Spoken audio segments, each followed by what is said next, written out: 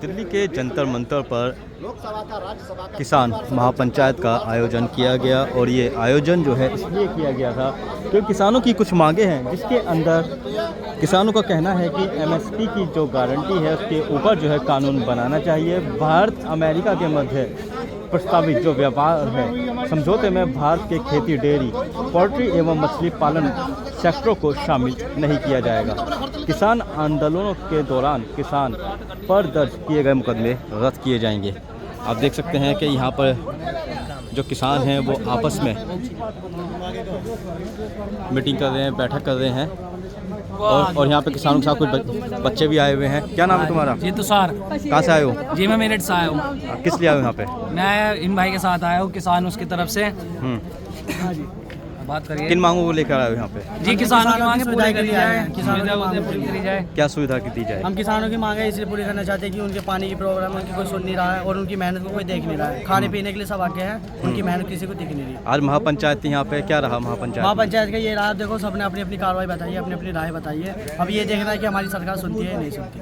अगर नहीं सुनती है तो फिर हम इसके आगे का फिर और देखते हैं। अब दिल्ली आए, हमें आगे भी कहीं जाना पड़ेगा। जो तुम्हारे बड़े हैं उन्होंने क्या फैसला लिया है? हमारे बड़ों ने ये फैसला है कि हम किसानों की सुनो और उनके कहने काम करें सारे। हाँ। ये बड़े हमारे बड़ों की ये पूरी मेरठ टीम है और हमारे जो युवा के जिला अध्यक्ष हैं मनोज ठाकुर है मेरठ से जी, इन्हीं की पूरी टीम है। और मैं संदीप चौहान एनसीआर सचिव जो मैं 22 जिलों में काम कर रहा हूँ। साथ में ये मेरठ के युवा जिला अध्यक्ष मनोज ठाकुर है, इन्हीं की पूरी टीम है। इन्हीं के सानिध्य में सारी टीम मेरठ से यहाँ चल के आई है। तो ये बताइए एमएसपी पर लेकर पहले भी किसानों ने धरना प्रदर्शन किया था, अब फिर जो है यहाँ महापंचायत हुई है। क्या लगता है आपको? आपकी सरकार सुन नहीं रही है? सरकार को सुननी पड़ेगी। अब हम अभी तो आज 20% आए थे क्योंकि सरकार ने 80% तो चेकिंग के नाम पे, रूट डाइवर्सन के नाम पे सारी स्टेट को अलग अलग पुलिस लगा के रोक दिया है, पर अब रोक नहीं पाएगी हमें और हमारी बात उन्हें मांगनी पड़ेगी।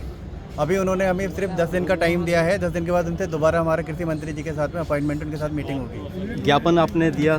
उनको ज्ञापन दे दिया है, डीसीपी को दे दिया है। किसानों को कोई बड़े नेता यहाँ पे कौन आए थे? हमारे राष्ट्रीय अध्यक्ष अनिल तालान जी हैं जी, जगजीत सिंह डल्लेवाल जी आए थे। बात कर रहा हूँ, मैं बुला रहा हूँ। और ये हमारा जो आज जो धरना यहाँ पे जो मीटिंग हुई है ये हमारा स्थानीय किसान मोर्चा है। इसमें कई सारे संगठन हैं, राजनीतिक वाले भी हैं, महात्मा टिकैत वाले भी हैं, सिद्धू वाले भी हैं। ऐसे करके इसमें 6-7 ग्रुप हैं। सारे किसान भाई इस मुद्दे पे सब एक साथ हैं हम लोग के साथ।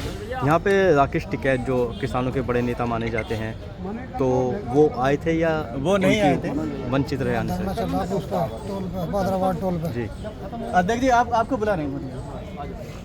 ये हमारे राष्ट्रीय अध्यक्ष हैं चौधरी अनिल तालान जी। जी जी, ये अनिल दालन जी है। जी। हाँ, ये बताइए जिस तरह से जो एमएसपी की गारंटी को लेकर लगातार किसान और सरकार में मतभेद रहता है, आज फिर आप महापंचायत जंतर मंतर पे की है, तो क्या मांग करते हैं, क्या कहेंगे? देखिए, मांग नहीं है और सरकार के और हमारे बीच में कोई मतभेद भी नहीं है। ये सरकार ने स्वयं कहा है, जब यहाँ पर गाजीपुर बॉर्डर पर आंदोलन चला था तो तब सरकार ने स्वयं कहा था कि आप यहाँ से चले जाइए। तीनों कानून उन्होंने तत्काल में वापस ले लिए और उन्होंने ये कहकर वापस लिए थे कि मुझे बड़ी शर्मिंदगी है, मैं किसानों से माफ़ी चाहता हूँ कि जो कानून में लाया था वो ठीक नहीं है या किसानों को मैं समझा नहीं पाया हूँ, मैं उनको वापस लेता हूँ। माफ़ी मांग कर वापस लिए थे और तभी उन्होंने ये कहा था कि आप घर जाइएगा, एमएसपी पर गारंटी कानून, किसान का संपूर्ण कर्जा माफ़ी और स्वामीनाथन की C2+50 फार्मूला वाली रिपोर्ट, उसको हम लागू करेंगे। हमारा वचन है ये, हम सिर्फ उस वचन को बार बार याद दिला रहे हैं। ये हिंदुस्तान उस परंपरा मर्यादाओं का देश है, वचनबद्धता का देश है कि जहाँ पर स्वप्न में भी अगर वचन दे दिया गया तो उसका निर्वहन होता है। यहीं पर हम इतिहास में पढ़ते हैं कि यहाँ पर राजा हरिश्चंद्र ने अगर स्वप्न में ये वचन दे दिया था कि मैं पूरा राजपाट आपको दान में दूंगा, और अगर उनको सोना देने में दिक्कत आई थी राजपाट देने के बाद, तो अपने आप को बेचकर सोना दिया था। ये उस तरह का देश है और सरकार को ये सोचना चाहिए कि उन वचनबद्धताओं को, उन मर्यादाओं को, उस संस्कृति को कहीं ना कहीं उसको खंडित कर रहे हैं। एक आपने मांग उठाई है कि अमेरिका के साथ जो दूध का जो व्यापार है वो नहीं करना चाहिए। देखिए, एग्रीकल्चर से रिलेटेड जितने भी व्यापार हैं और एग्रीकल्चर उत्पाद को भी यहाँ लाने की बातें अगर अमेरिका कर रहा है तो हम बिल्कुल उनका सबका विरोध करते हैं। और विरोध इसलिए करते हैं कि अमेरिका में जो खेती होती है, वहाँ की जो पॉपुलेशन है वो 38 करोड़ है जी। यहाँ की पॉपुलेशन उससे 3.5 गुना है और वहाँ की जो भूमि है वो भी 3 गुना ज़्यादा है। वहाँ पर खेती जो होती है किसान नहीं करता, वहाँ पूंजीपति खेती करते हैं। हमारे यहाँ 100 करोड़ लोग खेती पर निर्भरता है और वहाँ के लोग 8 लाख लोग वहाँ पर खेती करते हैं। आप समझिए कि 8 लाख लोग खेती करने वाले 38 करोड़ की आबादी में, और यहाँ 100 करोड़ की आबादी में 100 करोड़ लोगों का जो जीवन यापन है वो खेती पर ही निर्भर करता है। तो वह कैसे ये समानता हो सकती है? वहाँ उस कृषि उत्पाद को यहाँ पर वो सस्ते में देना चाहते हैं, और सस्ते में देकर यहाँ का जो उत्पादक है वो तो मर जाएगा। हम यहाँ जब हम खेती करते हैं वो किसी लाभ के लिए तो करते ही करते हैं, लेकिन वो एक जीवन से जुड़ी हुई भी एक आवश्यकता है। अब ये बताइए कि अगर आपकी जो मांग है वो नहीं मान जाती, क्योंकि 5 साल हो गए आप लोगों को इस लड़ाई को लड़ते हुए, अभी तक ऐसा लग नहीं रहा कि कोई हल निकलेगा? सरकार बोल देती है। देखिए 5 साल नहीं हुए हैं इस लड़ाई को लड़ते लड़ते। सन 1987 से हमने इसको शुरू किया। महात्मा टिकैत ने सन 1987 में इसको शुरू किया और उन्होंने कहा 1967 को आधार वर्ष मानकर कृषि उत्पादों की कीमत दी जाए। अगर हम सन 1967 को देखते हैं तो किसान उतना खुशहाल है।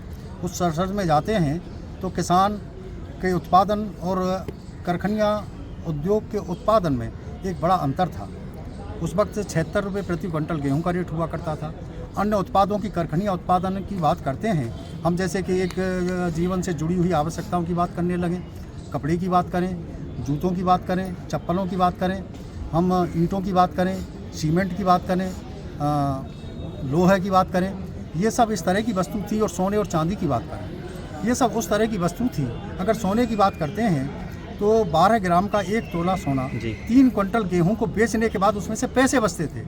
और आज की बात करें तो आज अगर हम सोना लेते हैं तो 1 लाख रुपए का 1 तोला 10 ग्राम का जी। और अगर गेहूं की बात करते हैं तो वो गेहूं 2000 रुपये क्विंटल है जी। कहने के लिए सरकार कह रही है कि हमारा MSP का रेट 2425 रुपये क्विंटल है, लेकिन जब किसान उसको बेचता है तो वो 400-500 रुपये प्रति क्विंटल उसकी फसल कम, सभी फसल कम बिक रही है। अभी आपने पहले भी देखा होगा, सुना होगा कि यहाँ हिंदुस्तान की जो MSP की फसल हैं वो यहाँ पर 6% खरीदी जाती है जी। 94% फसलों की लूट होती है। और हम अभी बता भी रहे थे कि एक आपका जो रिपोर्ट आई उस रिपोर्ट में 1998 से लेकर और 2000 तक 45 लाख करोड़ रुपया किसान को कम कीमत मिली। और उसके कर्जा की बात करते हैं तो 12.5 लाख करोड़ रुपया कर्जा था 2020 में। तो हमारा पैसा देने के बाद भी हमारा 33 लाख करोड़ रुपया होता है। हम कहाँ कमज़ोर रहे? उतना कर्जा भी हम पर नहीं है। हमने 79 वर्ष के दरमियान 16 लाख करोड़ रुपया कर्जा किसान पर आज है जी, जो दे कर्जा है। और हमारा जो अगर नुकसान की बात आती है तो इन दोनों में 2020 से और 2025 तक जहां 5.5 लाख करोड़ रुपया प्रति वर्ष 2020 से और 5 तक 5.5 लाख करोड़ रुपया MSP पर मात्र 23 जिन्सों में हमको कम कीमत मिली है जी। अगर अन्य उत्पादन की हम बात करने लगें, हम सब्जियों की बात करें, हम फल की बात करें, हम दूध की बात करें, तो हिंदुस्तान के अंदर जो आज पैसा दिखाई देता है वो हमारा है जी। हमारा शोषण हुआ है। तो हम सरकार से सिर्फ यह कह रहे हैं कि स्वामीनाथन कमेटी की रिपोर्ट को ही लागू कर दीजिए। आवश्यकता तो 1967 को आधार वर्ष मानकर कीमत देने की है जी। बहुत शुक्रिया। तो बिल्कुल